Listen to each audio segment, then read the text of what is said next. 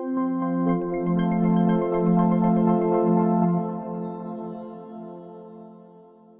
today on the Arc of Ohio podcast, we have Gary Tonks and David Lewis, and Gary is our CEO, and David Lewis is our COO.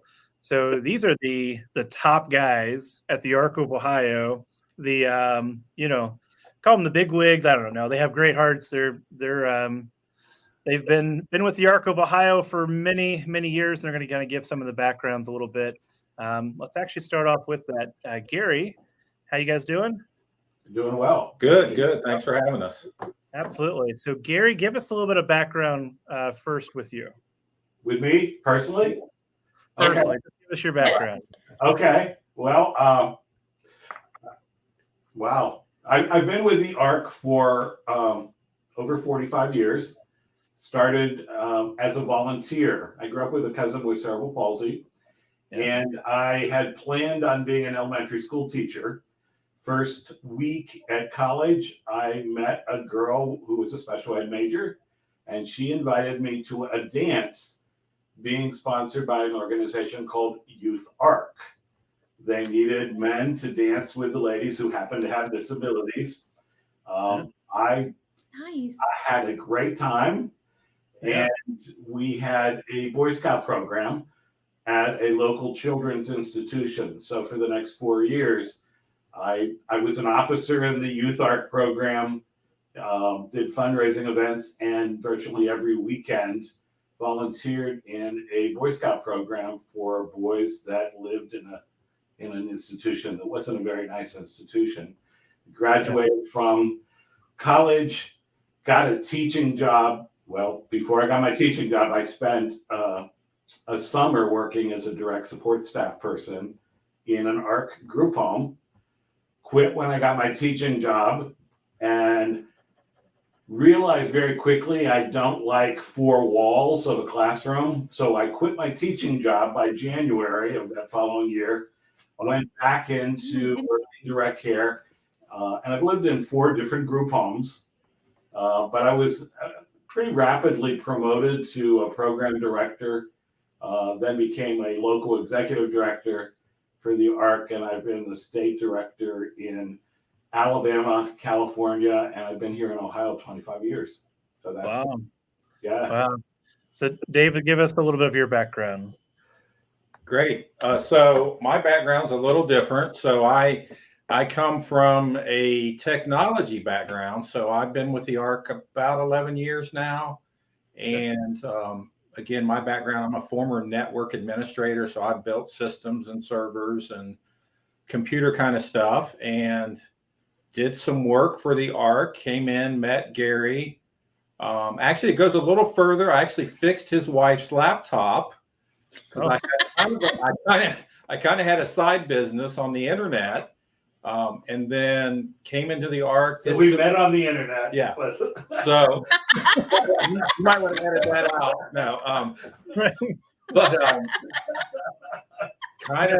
kind of did some work in the ARC office that day and listened to Gary talk to people on the phone. And by the time I left at the end of the day, I kind of had made a decision in my mind that I wanted to make a difference in the lives of people. So I left the for-profit world and have no regrets, never looked back. Awesome. Aw, that's amazing. Yeah. So I think, I don't want to speak for Dave, but I think we both found our calling. Yes. Mm-hmm. Yeah. I would very much agree with that. And it is very much a calling, for sure. It is. And you guys are so good at it. And you make it look so fun and so easy. Well, thank you. It's a lot of work, and it reminds me of something Gary just said the other day about, it is hard work when you're trying to represent people, hundreds of thousands of people. So there are days where that can be really tough and emotional, but we just do our best to try to make a positive difference. Right. So Gary has been, how long have you been with the ARC of Ohio, Gary? It'll be 25 years on July 1st. 25 years. Wow. Do we get to do a silver celebration for you? If you want to do silver, that'd be fine. But I'm going to be there with silver balloons. Yeah. Everything else. So tell us a little bit about just kind of the history of the Ark of Ohio and why the Ark of Ohio is so vitally important. Okay. Is this for both or for just Gary? Well, a little. Well, you guys can conversation. You know, Okay. Just talk about it. Yeah. So we can trace our roots back to the mid 1930s. There were parent groups forming in Ohio and Cleveland in the mid 30s, in Cincinnati by the mid 40s. And in 1950, there was a national convention in Columbus, Ohio, for what was then the American Association on, to use the MR, mental retardation, which is now the American Association on Intellectual and Developmental Disabilities. And they had a track for families. The organization was primarily superintendents of the state institutions across the country. But they said, well, we've heard about these parents beginning these little groups. Let's have a track for those parents. It was in May of 1950, and the parents got together for the first time nationally and decided they needed their own organization. So by the fall of 1950 in Minneapolis, Minnesota, the parents formed what was then the Association for Retarded Children, which then evolved into the Ark of the United States and the Ark of Ohio. So it was parents gathering together who wanted something beyond state institutions for their kids. So it's got a long history. Some of the initial parents, one of the founding moms was from Cincinnati, who had two sons with intellectual disabilities. But it was a group of what were then called housewives, scientists, physicians. One of the major and the first female president of the Ark of the United States worked on the Manhattan Project in World War II to create the atom bomb. That is crazy. I had the pleasure of meeting her, Elizabeth Boggs, who was just wonderful. She and her husband had a son with a developmental disability because of an illness.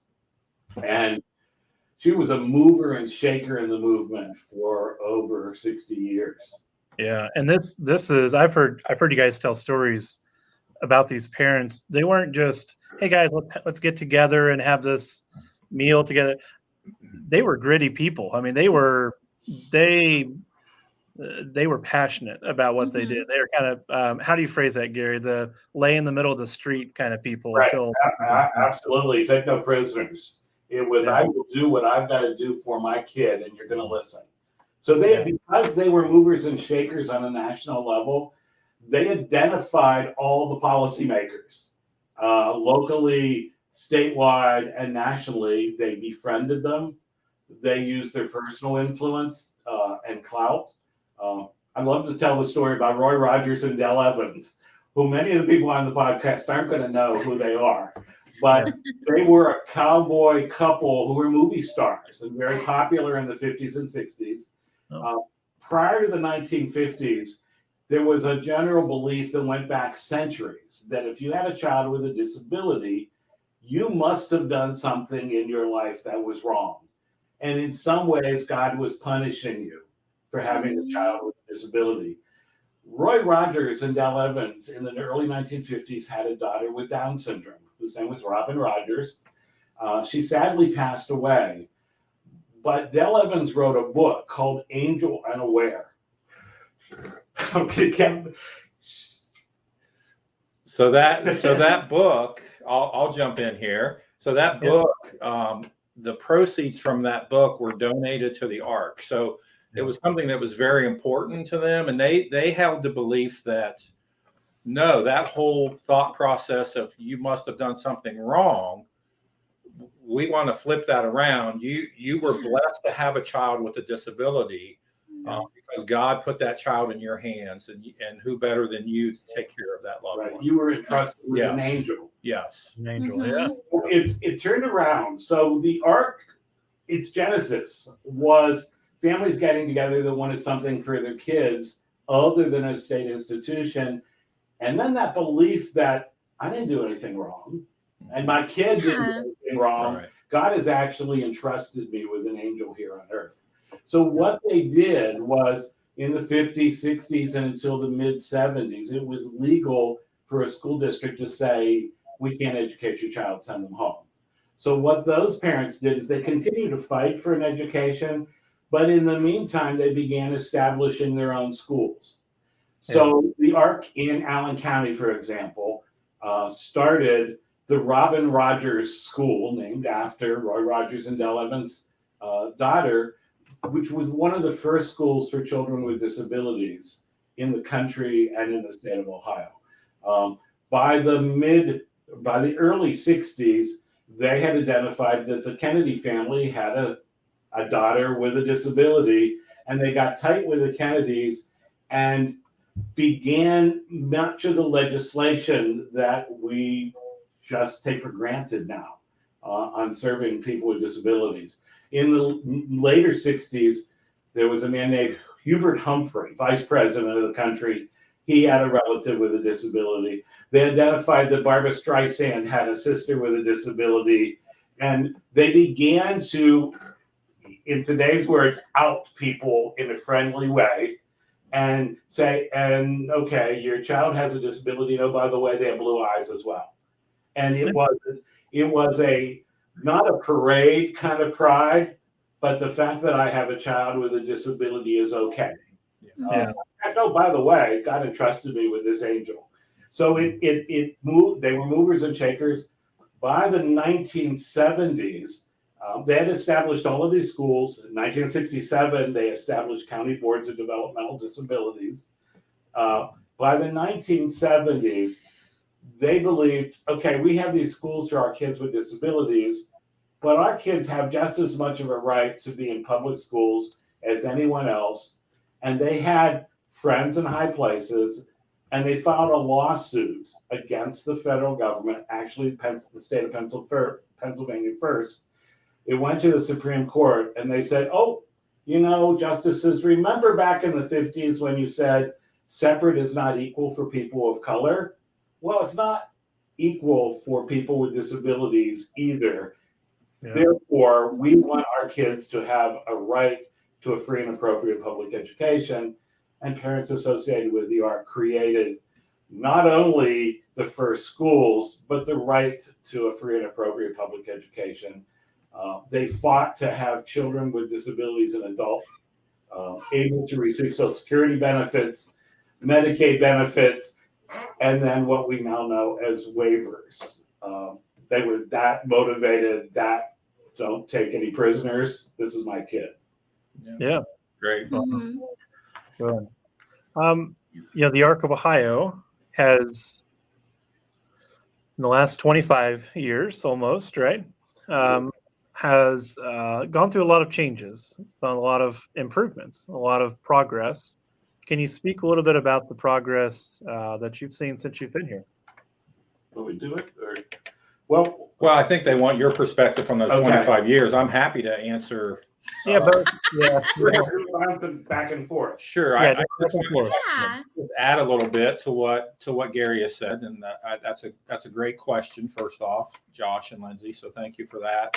For me, and again, I don't have that 25-year history. I have about 11 years. I'm very proud of those 11 years and the things that we've done in that time. And of course, it goes back further than since I've been here. Gary's done a lot of stuff that has shaped the system and made it pretty positive impact on individuals and their families. I feel like, from my perspective, the last 11 years have gone by so quickly. We've done, in my opinion, so many positive things. I'm sure there's always someone out there that thinks we could have done more, done something differently. Proud of the programs we developed. Families would come to us and say, this is not what I want for my loved one. So we want the ARC to develop something, when we talk about like the Family Choice Program or the Assistive Technology programs.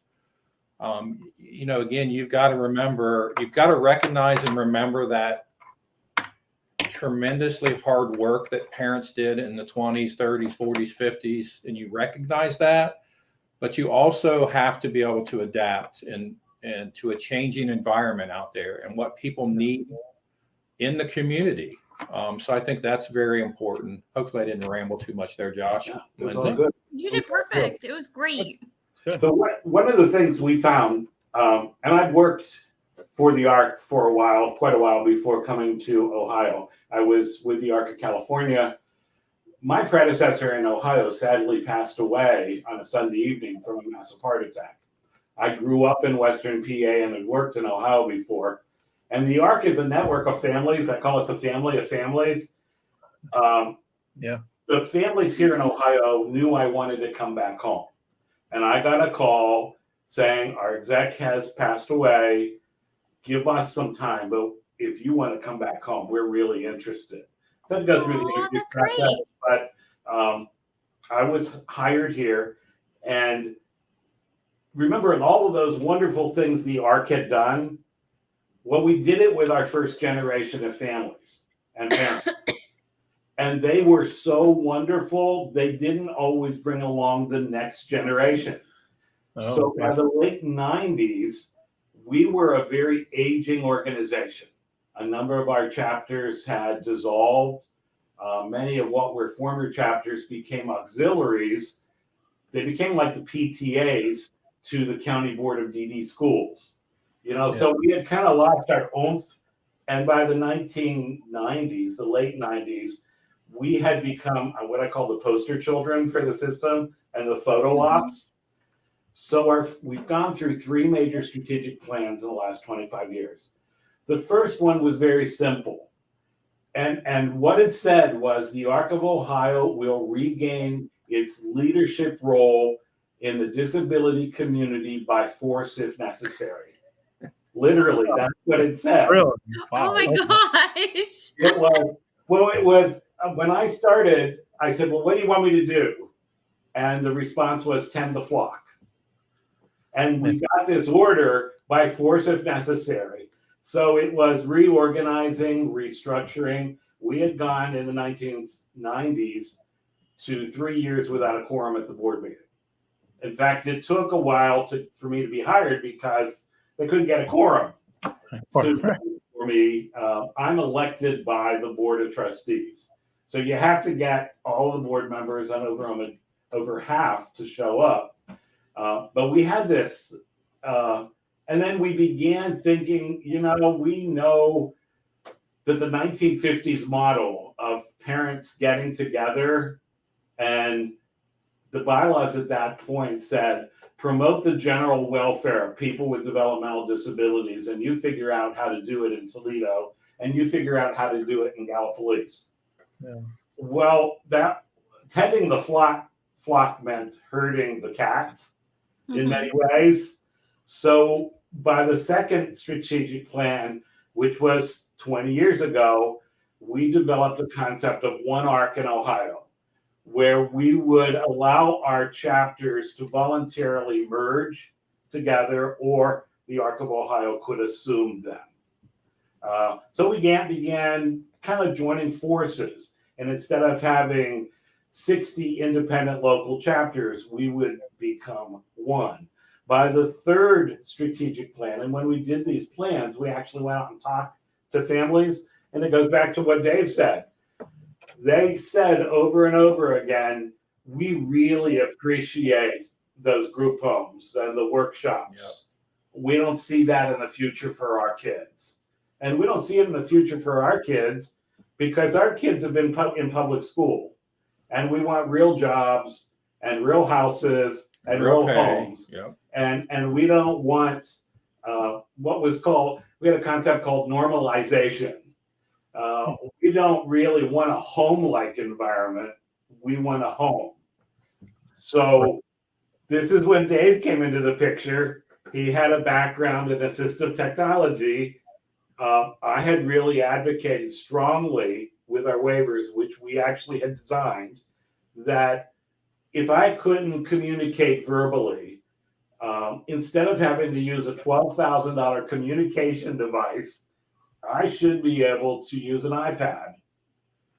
But sure. So it's been a long transition, right? So when Gary talks about the things that that we know as tow-by Dynavox or communication devices that were sort of rather large and kind of maybe you would say clunky.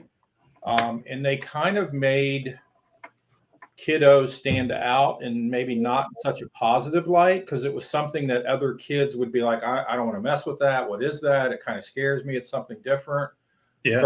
Versus as technology has obviously changed, it changes every day. Just when you think you have something figured out, there's a new release of Windows or something. But maybe having an app with a communication device like an iPad is it kind of bonds that kiddo to the class, the other classmates, and it's more about inclusion. So I think as we think and we look at our system today, I'm a big believer in empowerment and education of people. I think you as a business, if you're talking about running a business, which again, we're a nonprofit business, you have to adapt or you die. I mean, you have to be able to meet the needs of the people out there and how we want the system to be more flexible to meet those needs. So what we found out, I mean, we knew we wanted to buy these iPads. We had written the waivers so the waiver could pay for an iPad. But under the waiver, if you're buying equipment, there's a phrase that said the provider can charge a usual and customary rate. There's no set rate. And we found that businesses who were waiver providers were marking up the iPads 50 to 100%. Right. Because of David's background and because there's an organization called the Knights of Columbus that has all donated to the Ark through something called the Measure Up campaign. They decided they wanted to help us create an assistive technology program so that children and adults could talk with a $500 device and at that point a free app versus a $12,000 device that made me look different on the playground if I even had access to the playground. So it started with iPads, but it's expanded beyond that. Yeah. So in our system, you guys, you got to jump in, Josh. You know, again, a waiver in our system, there's thousands of people that have waivers. There are hundreds of thousands that do not have waiver funding. I always like when we talk about programs and systems, you always got to remember there's a process for all of this stuff. You have to follow that process. So someone has a waiver, they have a Medicaid card, private insurance. A waiver is always a payer of last resort. When we talk about programs like assistive technology, specifically our program, it is more than just about waiver funding. It can be about private pay. It can be about donations we get from sustainable green companies. It can be donations we get from the general public or Knights of Columbus. And we believe in putting that money, reinvesting it back into the program to support those people that do not have a funding stream at all. They don't have a Medicaid card waiver. So I think that's very important stuff. Yeah. And the ARC has done that for quite a while. The more progress we see in our society and for the intellectual and developmental disability community, that progress sometimes equals a higher complexity of the system. The whole system gets more overwhelming for families. And the ARC's place, whether it's assistive technology, whether it be just understanding the rules or how does guardianship or stable accounts, and everything, the ARC, everything we do flows through advocacy, even our programs, right? Yeah. So the vision that, even from, getting involved using force is necessary if necessary, but even from that point forward, the ARC has, in my mind, always helped families navigate, even as the system has gotten more difficult to navigate. We've always been there to walk beside families and help them understand what in the world this is all about and how the waivers function and all these things that are happening in their lives. And just to have the biggest family piece for the ARC has always been, we will walk with you and we will empower you.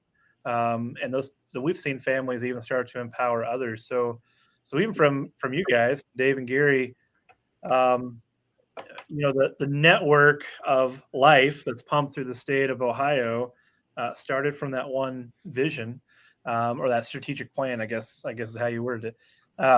Many years ago, but we just keep building on top of it and building on top of it, and it's a great working and effective system, even in 2022. Right. Well, we're basically a civil rights movement. We're the Anti-Defamation League, NAACP, AARP, all of those for people with intellectual and developmental disabilities and their families. So we're very broad. It's I say conception to resurrection. Yeah. It's every aspect, to starting the first schools, to being responsible for putting the label on a beer bottle that drinking while you're pregnant could cause a disability. I mean, there's so much that the ARC has done that no one really even knows about, because we're not typically we have done it, but we're not typically the people that have a riot or a huge rally. We're the organization representing people with disabilities who are at the table in the conference room with moms who literally say, I brought you into this world and I can take you out. And they smile while they're doing it because they're your neighbors. And they knew legislators and congressmen back in the day. And Lindsey, you know this. We can find a connection because disability is a normal part of the human existence.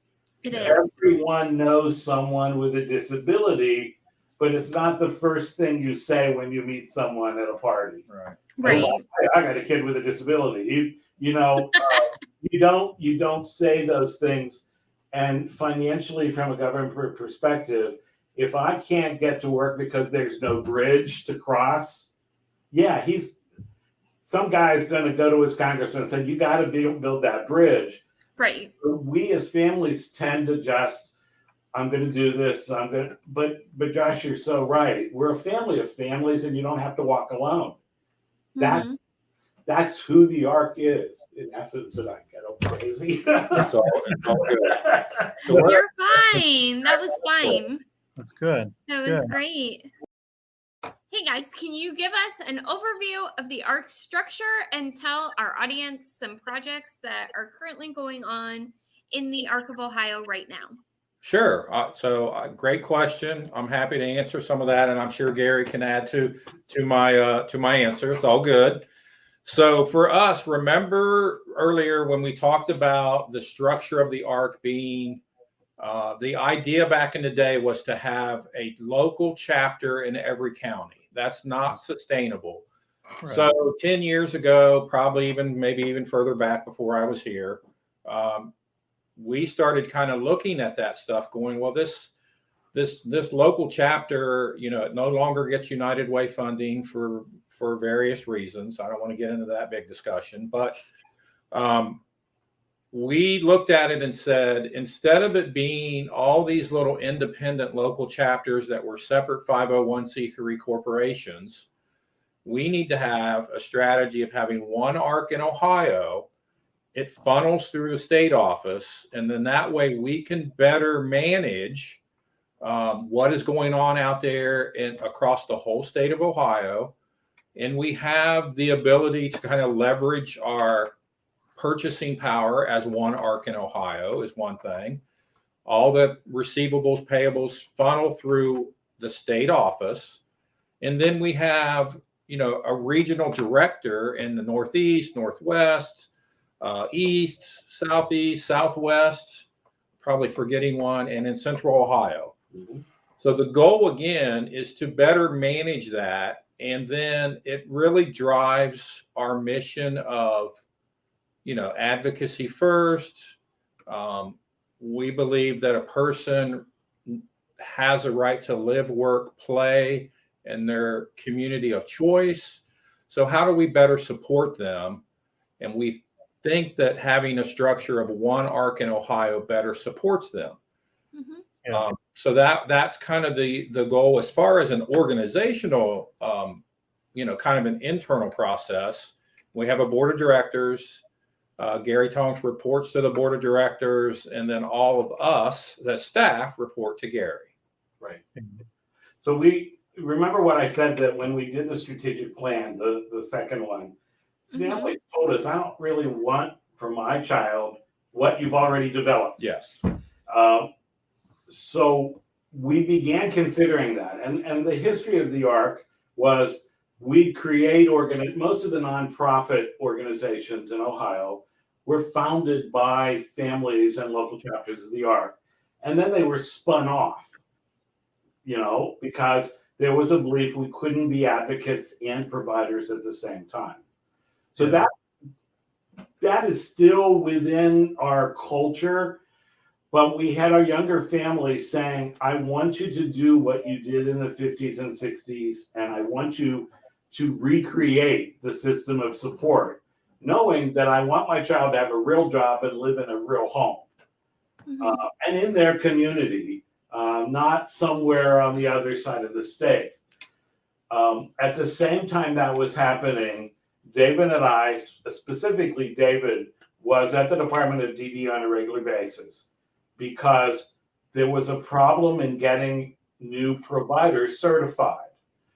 We had really worked on getting all these waivers for people, and then the state was not processing provider applications fast enough.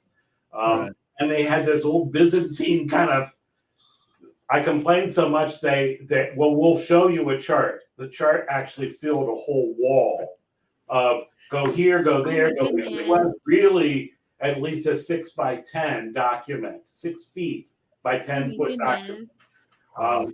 And we used our advocacy efforts, and the director of the department at the time said, you think you can do this better? Create a program and we'll provide startup money for you to do it better. Yeah. So I wrote a sizable grant, and the Department of DD gave us seed money to create the Family Choice Program, which has no walls, no buildings, and it is the family's choice. We promised that it would not be facility-based. It would be in people's homes, and in the rest of the world, it's called agency with choice. The agreement with the state was that once we developed this program, we would share a document with the rest of the state saying, here, this is free. Here's the boilerplate language to start a program like this. Virtually no one else wanted it because it has to put faith in the family versus the system.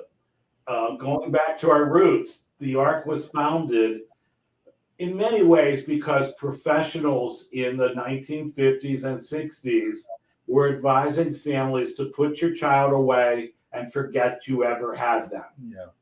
So the ARC has this, part of its culture is a mistrust for the system. So we believed we had to give that trust and that power through budgets and the ability to select. So what families said, what people with disabilities said is, if I need help in the bathroom, I want to pick the person that helps me in the bathroom. I don't want someone to do that for me. I want to do that for myself. And parents said, I want to pick the person that I leave alone with my loved one when I have to go out. That's the essence of the program. It's self-directed, family choice, and family empowerment. And it's something we had been advocating for years. And like we've done historically, if you won't do it, we'll do it ourselves. Yeah, I think if you're ever in the State House, every 2 years we have a budget cycle, and you're listening to families and professionals and providers and anybody that can come in and wants to testify can. And you're hearing stories like, I want to pick who does these intimate personal things with me. I mean, again, it is personal care. It's toileting, bathing. It's and again, the system, and I'm not trying to knock the system as a whole, but we have failed people in the past, and we have to do a better job meeting what those needs are, providing flexibility as best we can in a federal, state, county funded system, because we have to be accountable. Right. We just we want to make it a simpler process. And eventually we would love to have just one DD waiver in Ohio, because currently we're at 3, and it's really challenging to kind of navigate a system. And we talk a lot about the DD system, but people need to know that we're also actively involved in the Medicaid system and the education system. If we need something with education, we call over to the director of the Office of Exceptional Children. I don't personally believe that the ARC needs to start at the bottom, because we created the system. I had a local executive director years ago ask me, well, how, we're not written into law. How do I justify that you got to do it for us? I told him to use, we're the ARC, damn it. You know, because we've got hundreds of thousands of parents behind us. I think everyone, and there's probably quite a few people that also are a little confused when we talk about the Medicaid system versus the DD system. Technically, the DD waivers are given, the Department of Developmental Disabilities is given permission by Medicaid to run those 3 waivers. So technically, those waivers are Medicaid waivers. It just gets a little kind of confusing for people out there, and how things are funded. And Ohio is very unique in that we have local levies and county boards, which started out as county schools. So I think, again, if you travel around the state of Ohio, you'll see some of the founding ARC members' names on the workshop buildings, because they were instrumental in developing those. So we talked about the first generation.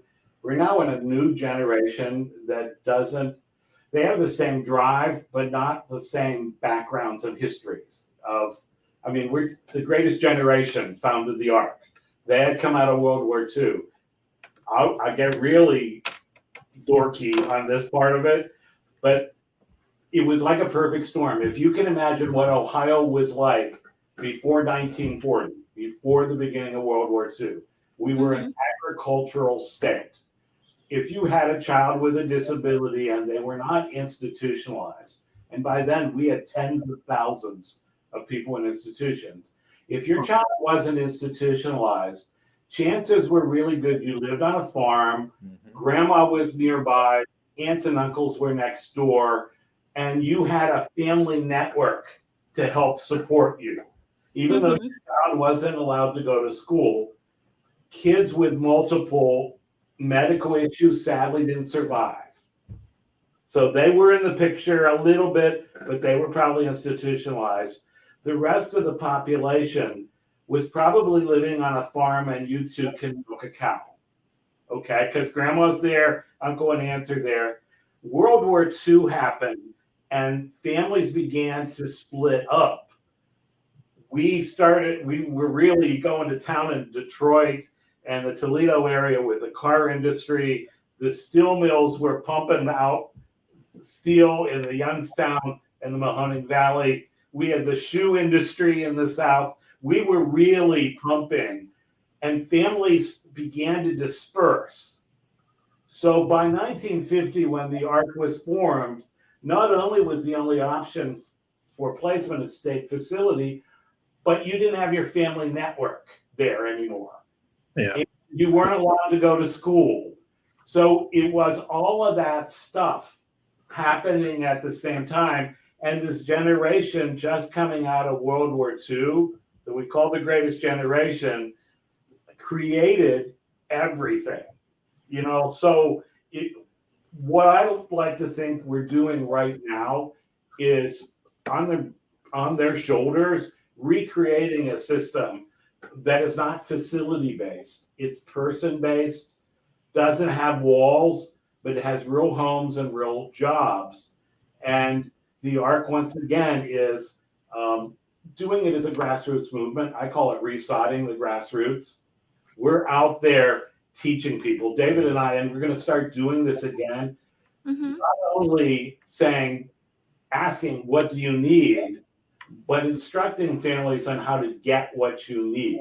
Dave and I do a training on how to give your testimony. I grew up in the church. For me, it's the same thing, but instead of quoting scripture, I quote a personal experience that I've gone through. It's okay to cry, but you got to do it in 3 minutes or less, and you've got to be directed to legislators. And the ARC is the way, the avenue to get to those policymakers.